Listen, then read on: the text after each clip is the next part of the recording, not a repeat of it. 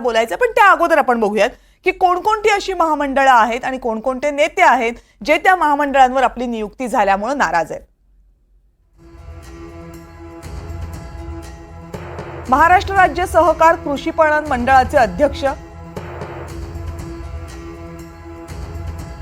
पंढरपूरमधून विधानसभेसाठी इच्छुक प्रशांत परिचारक यांची ही परिस्थिती. पंढरपूर विधानसभेसाठी प्रशांत परिचारक यांना तिकीट हवंय.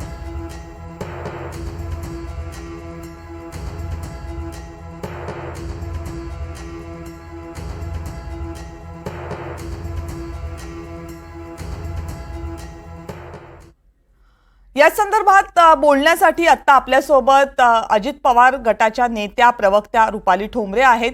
त्याचप्रमाणे शरद पवार गटाच्या नेत्या निर्मला सामंत आपल्यासोबत असतील आणि महामंडळ नाकारणारे काही नेते सुद्धा आपल्यासोबत असतील. सध्या रुपाली ठोंबरे यांच्याकडे जाऊयात. रुपाली ताई, नमस्कार, स्वागत आहे. नमस्कार, जय महाराष्ट्र. नाराज आहात तुम्ही आज? बोला ताई. नमस्कार. नमस्कार नमस्कार. तुम्ही नाराज असल्याचं कळलं आम्हाला. कोण? मी? हा, मुळामध्ये मी जेव्हा महिला आयोगांचं फेरनिवड झाली, मी स्वतः त्यांचं अभिनंदन केलं. फक्त मी माझ्या नेत्याकडं मागणी केली की एक पद एक व्यक्तीनी सगळ्याच माता भगिनींना तुम्ही न्याय देताल, ही मागणी होती. मी नाराज नाही. मी एक राजकीय कार्यकर्ता, लोकप्रतिनिधी आहे आणि मला माहिती आहे की बाबा 3 राज्यपाल नियुक्ती आमदार असतील, निवड करायची असेल आणि 300 जणांची जर तिथे अर्ज असतील तर त्यातले 3च होणार आहेत. त्यामुळे मी नाराज वगैरे अजिबात नाही. ते चाकणकर ताईंनी स्वतःच्या अंगावर घेऊन चुकीचा गैरसमज करून घेतलेला आहे. पण काय तुमची इच्छा होती का ते पद आपल्याला मिळावं म्हणून? महिला आघाडीचं नाही, मुळामध्ये विषय असा होता की चाकणकर ताईंना राज्यमंत्री पदाचा दर्जा मिळालेला पद मिळालेला आहे. तर संघटनेत इतर महिला आहेत, त्यांना सुद्धा संधी, माझ्यासह त्यांना सुद्धा संधी मिळावी आणि ही मागणी आता नाही तर याच्या आधीही होती. फक्त मी आता परत एकदा त्यांना आठवण करून दिली की आता एक पद एक व्यक्ती याच्यानुसार आम्हा भगिनींना सुद्धा न्याय मिळावा. पण एक पद एक व्यक्तीला कुठे? कारण ते फक्त दुसऱ्यांदा दिलं गेले. त्यांच्याकडे 2 पद आहेत का? हा, त्यांच्याकडे महिला आयोग राज्य पद आहे, जे संविधानिक पद आहे आणि संविधानिक पद स्वतःकडे असताना कोणत्याही पक्षातलं पद घेऊ शकत नाही, हा कायदा सांगतो. आता त्याच्या विरोधात कोणी आवाज नाही उठवला, हा भाग निराळा आहे. परंतु मी संघटनेतलीच त्यांच्या एकाच पक्षातले असल्यामुळे मी माझ्या अध्यक्षांकडे मागणी केली. त्यांच्याकडे प्रदेश अध्यक्ष आहे, त्यांच्याकडे स्टार प्रचारक आहे, प्रवक्ते पद आहे, समन्वयक पद आहे, अशी एक 4-5 पदं त्यांच्याकडे मागच्या वेळी सुद्धा होती. आता जर त्यांची फेरनिवड होतीये तर त्याच्यावेळी एक पद एक व्यक्ती असा निर्णय घेण्यात यावा. बर, आणखी काही प्रश्न आहेत तुमच्या पक्षाबद्दलचे मला तुम्हाला विचारायचे आहेत, पण त्या अगोदर निर्मला सामंत प्रभावळकर शरद पवार गटाच्या नेत्या आणि प्रवक्त्या आपल्या सोबत आहेत. निर्मला ताई, खूप खूप स्वागत. नमस्कार. नमस्कार. खूप दिवसांनी तुम्ही चर्चेमध्ये आलेला आहात, त्यामुळे बऱ्याच दिवसांनी तुमच्याशी बोलण्याची संधी मिळतेय. मला वाटतं तुम्हाला फारच आनंद झाला असेल आजच्या दिवसातल्या सगळ्या बातम्या बघून. नाही, असा आनंद होणं हे चुकीचं आहे, पण दुःख नक्कीच झालेलं आहे की नेत्यांना, म्हणजे जे आशेने गेले होते पक्षफोडीच्या राजकारणामध्ये, त्यांच्या नेत्यांच्याकडे जे गेले होते आणि आम्हाला माहिती होतं की त्यांच्या पदरी पुढे मागे घोर निराशाच होणार आहे आणि ते खरं व्हायला नको पाहिजे होतं एवढी लॉयल्टी दाखवल्यानंतर. त्यामुळे वाईट वाटतंय खरं म्हटलं तर की असं नको व्हायला पाहिजे होतं. आता जसं रुपाली ताईंनी सांगितलं, त्यांचं बरंचसं म्हणणं योग्य आहे. कारण ज्या वेळेला क्वासी ज्युडिशियल फोरम मध्ये महिला आयोगाचं जे पद असतं ते क्वासी ज्युडिशियल असतं, त्याला पॉलिटिकल तशी अपॉइंटमेंट नसते. पण असं असून सुद्धा पॉलिटिकल एका पक्षाची हेड आणि क्वासी ज्युडिशियल याच्यामध्ये दोन्ही ठिकाणी आपण तेवढं महिलांचं हे, एक तर आपण पक्षाला न्याय देऊ शकतो किंवा राज्यातल्या त्रस्त महिला आहेत त्यांना न्याय देऊ शकतो. त्याच्यामुळे राज्य महिला आयोगाकडे जर त्यांना पूर्णपणे लक्ष द्यायचं असेल तर कुठलं तरी एकच पद घेतलं पाहिजे. हे त्यांचं म्हणणं बरोबर आहे की एका व्यक्तीला तुम्ही किती पदं देणार. आणि दुसरी म्हणजे अनेक जे लोक गेलेले आहेत ते काही स्वार्थाने गेलेले आहेत, ते काय फार काही निष्ठेने गेले नव्हते आणि त्यामुळे आज त्यांना कळून चुकलेलं आहे की पक्ष जे आहे ते तशी किंमत करत नाही आणि तिकीट त्यांना हवं होतं, त्यांना आमदारकी हवी होती म्हणून त्या ह्याच्यामुळे ते गेले होते. पण ते न मिळाल्यामुळे त्यांच्या एक म्हणतात ना की कुठेतरी आपण खुश करतो आणि हे नाही तर हे तरी घ्या, पण बंडखोरी करू नका. पक्षामध्ये निवडणुकांमध्ये वोट डिवाइड झालं तर आमदारांना त्रास होतो आणि तसंच झालेलं आहे खरं म्हटलं तर. ह्याच्यामध्ये काही आश्चर्य होण्याची गोष्ट नाही, हे होणारच होतं. बरं रुपालीताई, आता मला एक सांगा की प्रथमच होतंय. ओके. आणि मॅडम हे प्रथमच होतंय की असं कधीच झालं नव्हतं. कार्यकर्त्यांना हे सुद्धा मिळालं. खरं म्हटलं तर काही काही कार्यकर्ते असे आहेत की त्यांना जे इतरांना मिळतंय महामंडळ वगैरे ती सुद्धा मिळत नाहीत, पण ते अशा लोकांना देत आहेत की ज्यांना महामंडळाची काही किंमत नाही, त्यांना केवळ आमदारकी पाहिजे, त्यांना विधानसभेमध्ये आमदार म्हणून यायचंय वगैरे, अशा लोकांना दिलं. ते अशा निष्ठावंत कार्यकर्त्यांना जर त्याने दिलं असतं तर जास्त बरं झालं असतं, तर अशा प्रकारची गद्दारी झाली नसती. परंतु आता कार्यकर्ते आणि सगळं ह्याच्यामध्ये एक वेगळंच वातावरण असल्यामुळे अशा प्रकारे अभूतपूर्व, म्हणजे महाराष्ट्राने असं कधीच बघितलं नव्हतं. अशी परिस्थिती शिस्त असते आणि एकदा जर महामंडळ तुम्ही नाकारलं तर परत ते मिळेल की नाही गॅरंटी नसते, परत पुढे सरकार येईल की नाही याची गॅरंटी नसते. त्यामुळे अशा प्रकारे जे मिळेल ते घेऊन शांत बसणं हे खरं म्हटलं चांगल्या कार्यकर्त्याचं काम असतं. म्हणजे कार्यकर्ते पण गेलेले आहेत, त्यांच्या स्वतःच्या 2-3 गोष्टी आहेत ज्याच्याकडे तुम्ही उल्लेख केलाय आणि मला त्याच्याबद्दल बोलायचं आहे. पण त्याच्या अगोदर रुपालीताईंना एक प्रश्न. रुपालीताई, नाराजी काय फक्त महामंडळ किंवा इतरांची, ज्यांना ज्यांना तिकीट मिळणार नाही असं वाटतं त्या सगळ्यांची नाराजी दिसते, पण प्रामुख्यानं महामंडळ ज्यांना वाटप झालेलं आहे तर असं दिसतं की ज्यांना आमदारकीचं तिकीट देता येत नाही किंवा जे आमदार म्हणून निवडून येत नाही त्यांना बरेचदा महामंडळ दिलं जातं, आनंदानं ते स्वीकारलं सुद्धा जातं, एक पर्याय म्हणून आपल्या व्यवस्थेमध्ये ते वापरलं जातं. पण आता असं काय झालंय की महामंडळ दिली गेली, घोषणा झाली, नावं जाहीर झाली आणि मग ज्यांना दिली गेली ते म्हणतात की नाही आता आम्हाला नको आहे. मुळामध्ये महामंडळ देण्यामध्ये उशीर झालेला आहे, हे आपण लक्षात घेतलं पाहिजे. आणि आता विधानसभेचं बिगुल वाजलेलं आहे. प्रत्येकाला आमदार तिकिटाची आशा आहे किंवा त्यांना काही आश्वासन दिलं असेल. आता फक्त आमचा राष्ट्रवादीच पक्ष नाही, मोठे साहेबांच्या गटात सुद्धा तुम्ही एक विचार केला पाहिजे की ते आता सत्तेत नाहीयेत म्हणून. परंतु इंदापूरमध्ये जेव्हा त्यांनी हर्षवर्धन पाटील यांना घेतला तेव्हा त्यांचे इतर पक्षातले जे आहेत, जे त्यांच्या सोबत गेलते, तेही नाराज झाले होते.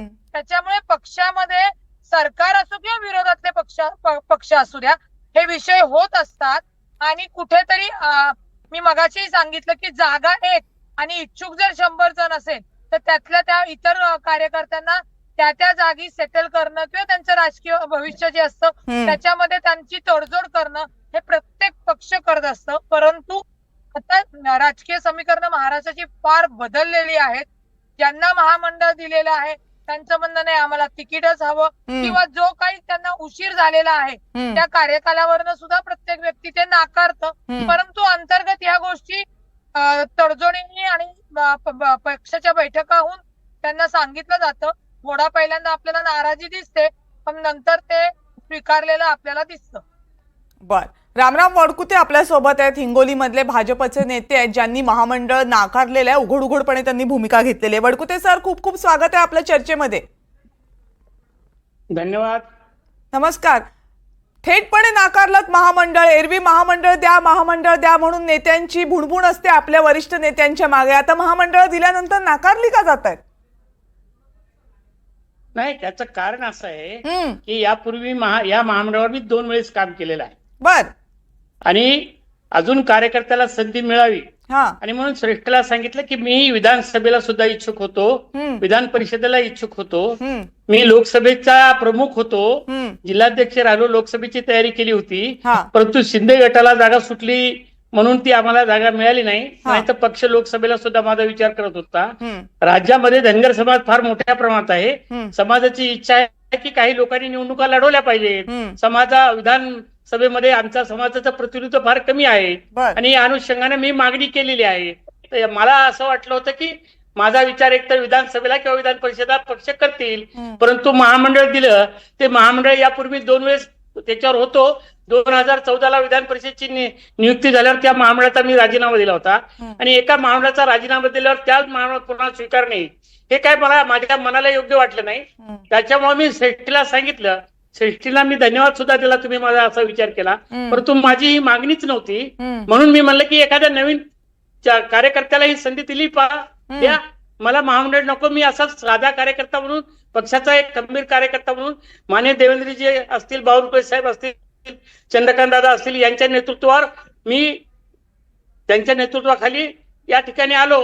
मला त्यांच्यावर विश्वास आहे आणि म्हणून जिथं मी काम केलं 2 वेळेस, जिथं मी राजीनामा दिला, तेच पद पुन्हा स्वीकारणं मला योग्य वाटलं. पण तुम्हाला तुम्ही असं म्हणताय, वडकुतेजी तुम्ही असं म्हणताय की माझी काही मागणी नव्हती, मी काही सांगितलं नव्हतं पक्षाला मला ते द्या म्हणून, किंवा मी तिथून राजीनामा दिलेला आहे तर मला ते परत नको होतं. पण पक्षाने तुमची नियुक्ती करताना तुम्हाला विचारलं नाही, तुम्हाला सांगितलं नाही की तुमची नियुक्ती करतोय? काय तसं काही चर्चा झाली नाही. त्यांनी असं काही वैयक्तिक महामंडळाबाबत चर्चा झाली नाही. आम्ही ज्यावेळेस काही मागणी करत होतो, लोकसभा असेल, विधानसभा असेल, विधान परिषद आहे, तर योग्य वेळी तुमचा चांगला विचार केला जाईल अशा प्रकारचं उत्तर येत होतं. महामंडळाबद्दल चर्चा नव्हती. मग तुम्हाला कधी कळलं? डायरेक्ट पत्र आलं हातात? पत्र माझ्या पत्र हातात नाही, व्हायरल पत्र झालं. मी अजून पत्र स्वीकारलेलं नाही किंवा माझ्या तशा पत्र व्हायरल झाले, लोकांचे अभिनंदनाचे फोन येऊ लागले आणि म्हणून लोकांची दिशाभूल नको आणि म्हणून लोकांमध्ये चुकीचा समज जाऊ नको आणि म्हणून मला कुठल्याही प्रकारचं तसं पत्र नाही. मुख्यमंत्र्यांची नोट तशा प्रकारची झाली. पहिल्या यादीमध्ये विजय वडकुते चुकून नाव झालं होतं, ते मुख्यमंत्र्यांनी दुरुस्त सुद्धा केलं. त्या ठिकाणी रामराव वडकुते केलं, परंतु ऑफिशियली पत्र मला काही मिळालं नाही. पत्र मुख्यमंत्र्यांचे व्हायरल झाले, लोकांचे अभिनंदन, पेपरला बातम्या आल्या, लोकांनी अभिनंदन सुरू केलं आणि म्हणून लोकांमध्ये संभ्रम नको म्हणून मी म्हणलं ते पत्र जर तसं काही झालं असेल तर ते मी स्वीकारणार नाही. तसं मी श्रेष्ठीला कळवलं.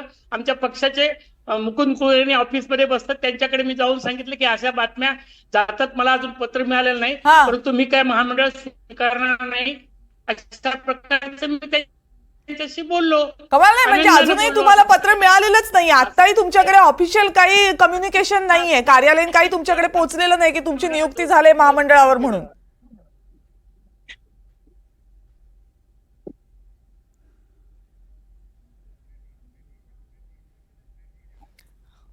रामराव वडकुते आपल्यासोबत बोलतायत. रामराव वडकुतेंशी काही क्षणांसाठी मला वाटतं संपर्क तुटलाय. त्यांचं म्हणणं असं आहे की महामंडळावर नियुक्ती करताना त्यांना विचारलंही नाही, त्यांनी तशी मागणीही केली नव्हती आणि जी दिलेली आहे नेमणूक त्याबद्दल त्यांना माहिती नाही.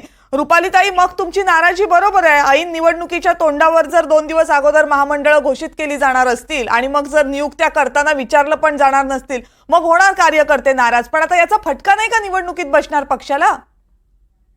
मुळामध्ये आता लक्षात घ्या की निवडणुकीमध्ये फटका बसायला आता जे आमचे राजकीय ज्येष्ठ नेते बंधू बोलले की बाबा मी 2 वर्ष अनुभव ते पद स्वीकारलेलं होतं आणि आता 3ऱ्या वेळी त्यांना दिल्यावर त्यांनी नाकारलेले.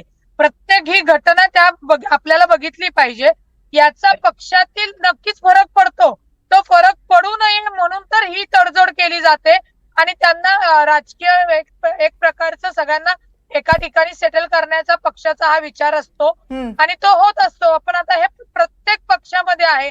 प्रत्येक कार्यकर्त्याला वाटतं मला आमदार व्हायचंय, मला तिकीट मिळालं पाहिजे, परंतु जेव्हा पक्ष ही जबाबदारी देतो, म्हणजे आता ते म्हणतात त्यांना सांगितलंच नव्हतं, तर मला वाटतं इतर कार्यकर्त्यांशी बोलले नसतील, पण ज्या व्यक्तीला देतात त्यांची नक्की विचारणा झालेली असते, त्यांचं फोनवरनं बोलणं झालेलं असतं आणि त्याच्यानुसारच पक्ष त्यांना ते काय महामंडळ आहे ते नियुक्त त्यांना देतं.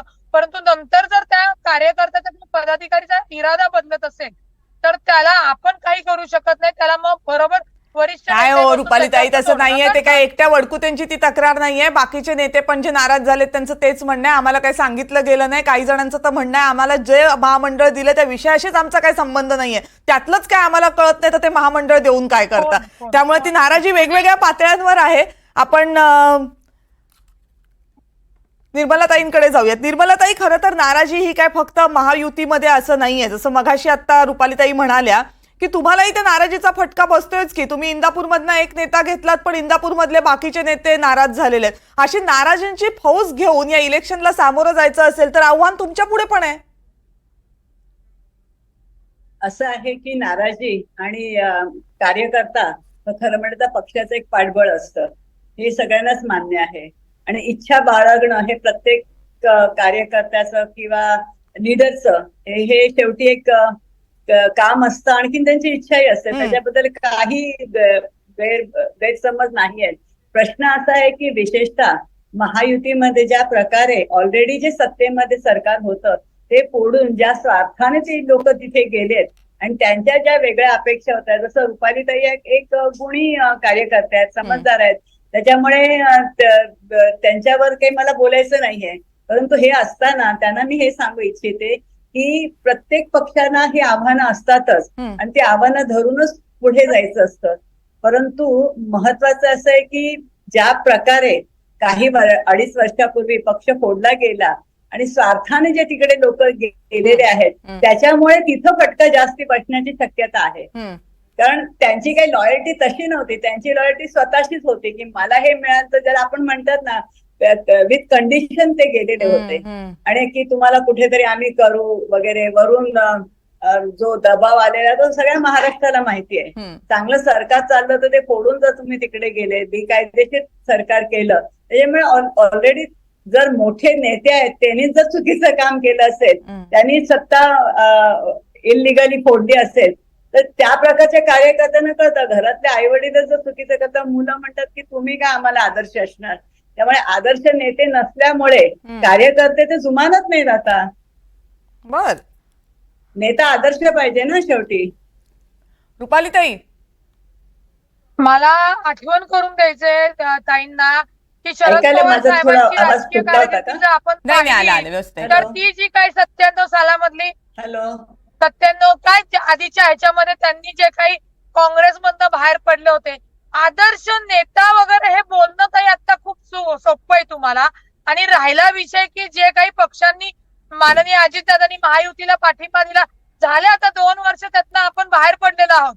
वेगळा पक्ष म्हणून तुम्ही लढताय, आम्ही आमचा राष्ट्रवादी काँग्रेस पक्ष म्हणून लढतोय. मुळामध्ये जसं 21वे शतक आलेले, कार्यकर्त्यांचे मागण्या वेगळ्या झालेल्या आहेत, त्यांचे ध्येय वेगळे झालेले आहेत. त्याच्यामुळे त्या फक्त महायुतीतच नाहीयेत, तुमच्याकडे सुद्धा आहेत. मग तुम्ही भाजपमध्ये गेलेले ते नेते तुम्ही कसे काय घेतले? जर तुम्हाला त्या महायुतीचा एवढा राग आहे किंवा त्या भाजपचा राग आहे, त्यांनी असंवैधिक सरकार चालवलं म्हणताय, मग तिथले नेते तुम्ही तुमच्यासाठी उमेदवार म्हणून घेतले, मग ही कुठली नैतिकता आलेली आहे? तुम्हीही स्वार्थी राजकारण करताय, तुम्ही इतरांसारखंच राजकारण करताय. त्याच्यामुळे आपण जेव्हा दुसऱ्याला सल्ला देतो तेव्हा आपण त्या आदर्शांवर आहोत का, त्या विचारांवर आहोत का, याचाही विचार प्रत्येकाने केला. बर, आता तुमच्यासाठी बर ठीक आहे, त्यांनी जे तुम्हाला सांगितलं त्यावर तुमचं उत्तर झालं. आता माझा प्रश्न मी तुम्हाला विचारते की आता मुद्दा असा आहे की एखाद्या माणसानं असं म्हटलं असतं की मला महामंडळ नको, तर गोष्ट ठीक होती. पण इथे 3, 4, 5 वेगवेगळी नावं सारखी समोर येत आहेत आणि ते जाहीरपणे म्हणतायत की सत्तेतले नेते म्हणत असतील आम्हाला महामंडळ नको, निवडणुकांची तारीख 15 दिवसांवर आलेली आहे. काय याचा अर्थ काय लावले जाऊ शकतात? रुपालीताई, ज्यांनी महामंडळ नाकारलेली आहेत, याचा अर्थ एकच आहे की त्यांनी तो विचार केलेला आहे. जिथं आपल्याला राजकीय भविष्य मिळेल किंवा जिथे आपल्याला आमदारकीचं तिकीट मिळेल त्या पक्षात तेच लोक जाणार आहेत. म्हणजे ते पक्ष सोडण्याची तयारी करतात असं वाटतंय तुम्हाला? सत्तेतलं जे म्हणजे ते पक्ष सोडण्याची तयारी करतायत? काय विचारलं? याचा अर्थ ते पक्ष सोडण्याची तयारी करतायत असं म्हणायचं आहे का तुम्हाला? हो, म्हणजे ते दुसऱ्या पक्षात जाण्यासाठी महामंडळ ते घेत नाहीयेत. जर एवढं महामंडळाचं सत्तेतलं पद मिळत असेल तर एक लक्षात घ्या, राजकारणामध्ये सॅक्रिफाईस करावंच लागतं. कितीही स्ट्रॉंग नेती असू द्या, तुम्हाला जर मिळतंय पण तुम्ही घेत नाहीयेत, म्हणजे मी इरादा केलेला आहे की मला हे नको, मी या पक्षात थांबणार नाही आणि यांचे उपकारही माझ्यावर नको. उद्या कोणी बोलायला नको की महामंडळ घेऊन सुद्धा हे पक्ष सोडून गेले. त्याच्यामुळे प्रत्येक जण आपल्या राजकीय भवितव्यासाठी दुसऱ्या पक्षात जात असताना आधीच्या पक्षाचे उपकार कशाला घेईल, हा साधा सिंपल त्यातला अर्थ असतो. मग आपण विचारूयात ना रामराव वडकुतेंना, त्यांचाही तसाच काही इरादा आहे का? रामराव वडकुते जे आहेत का आपल्यासोबत? नाही, आवाज माझ्यापर्यंत येत नाहीये, बहुतेक ड्रॉप झाले. निर्मलाताई, जर असं असेल की नाराज होणार असतील नेते तर अर्थात त्यांचा ओढा असेल मग तुमच्याकडे, मग एवढी सगळी तिकडे नाराज झालेल्यांची फौज सामावून घेणार का तुम्ही? आता असं आहे की अजून पाहूया तुमच्याकडे, म्हणजे महाविकास आघाडीकडे असं मला म्हणायचंय. एक तर नक्की आहे की एक तर नक्की आहे की जनता आहे हे सगळं बघत आहे आणि जनता ह्यांना आमचा पक्ष इतकं लाईटली घेणार नाही. शेवटी जनता मत देताना हे लक्षात घेणार की येणारा जो उमेदवार आहे, ज्याने तिकीट नाकारलेलं आहे, ज्याला तिकीट नाकारलेलं आहे किंवा ज्यांना महामंडळ पण ज्यांनी केलेलं आहे त्यांनी इथे आलं तरी, परंतु मला नाही वाटत त्यांना इतकं रेड कार्पेट दिलं जाईल. दुसरं म्हणजे भाजपचे जे लोक होते हेच भाजपने तिकडे केलं. मुळामध्ये अनफॉर्च्युनेटली झालंय की जे सत्तेमध्ये मोठे 3 नेते आहेत त्यांनी कुठल्याही प्रकारचा आदर्श न घातल्यामुळे हे जे ज्यांना तिकीट नाकारलेलं आहे किंवा ज्यांना महामंडळ दिले त्यांना ते खुश नाहीत. त्यांनी डेफिनेटली दुसरी तयारी केली असेल. त्यांना दुसरी तयारी केली असल्यामुळे मला वाटत नाही की कुठलाही पक्ष त्यांना लगेच रेड कार्पेट देईल, कारण मग हे आयाराम गायाराम होत राहिलं तर एक वेगळा मेसेज आपण जनतेमध्ये देऊ. जनतेला पण आता ह्या सगळ्या गोष्टींचा किळस वाटत आहे, सगळं किळसवाणं झालेलं आहे. आपल्याला एक चांगलं राज्य द्यायचं असेल तर थोडं हे आयाराम गायराम आहे ते बंद केलं पाहिजे. हे फोडाफोडीचं राजकारण आहे हे बंद केलं पाहिजे. पण कसं होणार ना, कसं होणार? कारण त्यासाठी प्रयत्न कुठल्या तरी एका बाजूने तरी झाले पाहिजे. तुम्ही म्हणताना असं म्हणताय की आयाराम गायराम बंद झालं पाहिजे, पण जे 2019ला 2014ला तुम्हाला सोडून गेले होते ते येत आहेत की आता तुमच्याकडे, आणि त्यांना घेताय की तुम्ही? तिकीट पण जाहीर होत आहेत. असं आहे की प्रत्येक माणसाचं एक इलेक्टिव्ह मेरिट आहे. ते शेवटी जर त्याच्या पाठी जर जनता असेल, if elective merit is there, शेवटी मी काय म्हटलं की जनता आणि जनतेचा चॉईस आहे हा शेवटी बघितला जाईल. डेमोक्रेसीमध्ये तुमच्या पाठी किती मतं आहेत हे जास्ती महत्वाचं आहे. नेता किती ग्रासरूट्स आहे, त्याच्या पाठीमागे किती आहे. नेत्याच्या पाठी नेता असणं म्हणजे तो हे कार्यकर्ता होत नाही. एखादा साध्या कार्यकर्ता पण खूप स्ट्रॉंग असतो आणि त्याला जाणून बुजून नाकारलं जातं. या सगळ्या गोष्टी तपासून बघितल्या जातील. केवळ घ्यायचं आणि केवळ रेड कार्पेट द्यायचं नाही. शेवटी प्रत्येकाला हा इलेक्शन जिंकून एक मॅजिक फिगर पर्यंत यायचं असतं, सत्ता स्थापन करायची असती. हे नेत्यांपुढे खूप मोठी, सगळ्याच पक्षाच्या नेत्यांपुढे एक मोठं आव्हान असतं. हा जर क्रायटेरिया असेल, इलेक्टिव्ह मेरिट हा जर क्रायटेरिया असेल ताई, तर मग आयाराम गायाराम आपण कशाला म्हणायचं? इलेक्टिव्ह मेरिट्स जे असतात त्याच्यामध्ये एखाद्या माणसाने इथे सोडून आलं पण त्याच्याकडे खूप मोठं आणि त्याच्यावर खऱ्या प्रकारे जर नाराजगी झाली असेल, दिलेला प्रॉमिस नसेल पाळलं, तर प्रत्येक व्यक्ती हा तपासला गेला जाईल ना. त्याची जे इलेक्टिव्ह मेरिट्स आहे किंवा त्याची समाजामध्ये आपल्याकडे अनेक आस्पेक्टनी कॅन्डिडेट बघितला जातो. केवळ एक जात आहे म्हणून नाही, का नेत्याच्या पुढे त्याच्यासाठी किती मोठी जनता आहे, त्यांचा इमेज काय आहे, या सगळ्या गोष्टी तपासून. पण ताई मला असं वाटतंय की आपण हे सगळं बोलत असताना हे विसरतोय की हे सगळे आयाराम गयाराम हे फक्त काही इलेक्टिव्ह मेरिट नाहीये, ही राजकीय सोयी सुद्धा आहे वेगवेगळ्या राजकीय पक्षांची. त्यामुळे एखादा नेता ज्यावेळेस त्या पक्षाला राजकीय सोयीचा वाटतो त्यावेळेस त्याला रेड कार्पेट अंथरलं जातं आणि नाही वाटत त्यावेळेस त्याला बाहेरचा रस्ता कसा तो शोधेल याची व्यवस्था केली जाते. आत्ताच्या निवडणुकीत यापेक्षा काही वेगळं घडत नाहीये. या चर्चेच्या शेवटाकडे येताना रुपालीताई तुमची एक कमेंट द्या, म्हणजे मग आपल्याला चर्चेच्या शेवटाकडे येता येईल. मला फक्त ताईंना सांगायचंय की ताई सातत्याने सांगतात आदर्श नेते नाहीयेत. मी सांगेल की तुम्ही सारखं गद्दार गद्दार जे म्हणताय, माननीय अजितदादा यांचे आदर्श माननीय शरदचंद्रजी पवार साहेब आहेत. त्यांची एवढी राजकीय कारकिर्दी बघितलेली आहे त्याच्या, आणि शरद पवार साहेब हे अजितदादांचं त्यांनी वेळोवेळी सांगितलं दैवत पण आहे. त्यामुळे शरद पवार साहेबांनी जो आदर्श घालून दिलाय त्याच आदर्शावर माननीय अजितदादा चालत आहे, हे सावंत मॅडमनी लक्षात घ्यावे.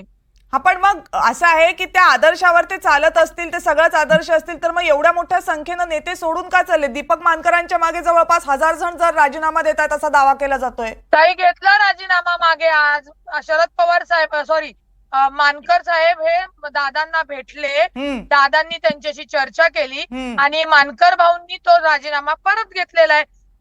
दीपक मानकरांनी जी काही व्यथा सांगितली ती व्यथा त्यांना त्यांच्या नेत्यांना सांगितली पाहिजे ना. फक्त एवढंच आहे की आधी या व्यथा 4 भिंतीत होत होत्या, माध्यम एवढी स्ट्रॉंग नव्हती. आता प्रत्येक गोष्ट ही माध्यमाच्या माध्यमातून दादांपर्यंत जाते. आज त्यांनी भेट घेतली आणि आज ते पुण्याला परतले आहेत आणि त्यांनी त्यांचा दिलेला राजीनामा मागे घेतलेला आहे. म्हणजे अपेक्षित आश्वासन मिळालं असावं.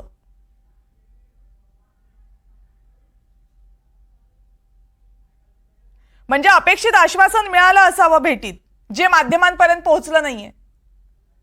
नाही, त्यांना शब्द दिलेला आहे की तुमची नाराजी जी आहे, जी अडचण आहे मी कालही सांगितलं की अजितदादा नक्की यातनं मार्ग काढतील आणि त्यांना तसा तो शब्दही दिलेला आहे आणि त्यांना ते पटल्यामुळे त्यांनी त्या मीटिंग मध्ये राजीनामा स्वतःचा मागे घेतलेला आहे. बर, महाराष्ट्राच्या राजकारणात गेल्या काही दिवसांमध्ये रादर 2019 पासून जे काही झालंय त्याच्यानंतर नागरिक शास्त्राच्या पुस्तकामध्ये आपण जे काही वाचलंय त्या सगळ्यावर प्रश्नचिन्ह उपस्थित करावं लागतंय अशी काहीशी परिस्थिती आहे. त्यातला एक फक्त पुढचा धडा आपण म्हणूयात आज वाचायला मिळतोय की सत्ताधाऱ्यांमध्ये महामंडळं वाटली जात आहेत, नेतेपदं वाटली जात आहेत आणि ती सत्ताधाऱ्यातल्या पक्षाच्या कार्यकर्त्यांना नको आहेत. अर्थात यामागचं कारण लपून राहिलेलं नाहीये, कारण सगळ्यांनाच आमदारकीचे वेध लागलेले आहेत, मग ती विधान परिषदेची असू देत नाहीतर विधानसभेची असू देत किंवा लोकसभेचे वेध लागलेले आहेत. हे मिळालं नाही की नेते नाराज होत आहेत. आमदारकी आणि खासदारकी इतक्या महत्वाच्या का व्हाव्यात की या पक्षांमध्ये हे जर मिळालं नाही तर मला या पक्षातच राहायचं नाही, या निर्णयापर्यंत नेत्यांनी यावं याचा विचार आज राजकीय पक्षांनी करण्याची गरज आहे. कारण राजकीय पक्ष हे फक्त सत्ता स्थापन करण्यासाठी किंवा विरोधासाठी नसतात तर ते व्यवस्था चालवण्यासाठी असतात आणि व्यवस्था चालवायची असेल तर त्या व्यवस्थेला नीतिमत्ता लागते, नियम लागतात जे राजकीय पक्षांच्या नेत्यांनी स्वतःसाठी आणि आपल्या कार्यकर्त्यांसाठी पदाधिकाऱ्यांसाठी घालून द्यावे लागतात. मात्र आता तसं होताना दिसत नाहीये. हे जितकं पक्षांचं नुकसान आहे त्याही पेक्षा जास्त महाराष्ट्राच्या राजकारणाचं नुकसान ठरतंय. भविष्यात तरी ते नुकसान भरून यावं अशी अपेक्षा आपण करूयात. याच संदर्भातल्या काही प्रश्नांची उत्तरं शोधण्याचा प्रयत्न आपण केला. निर्मलाताई, तुम्ही या चर्चेमध्ये सहभागी झालात. रुपालीताई, तुम्ही या चर्चेमध्ये सहभागी झालात. आपल्या दोघींचेही मनपूर्वक आभार.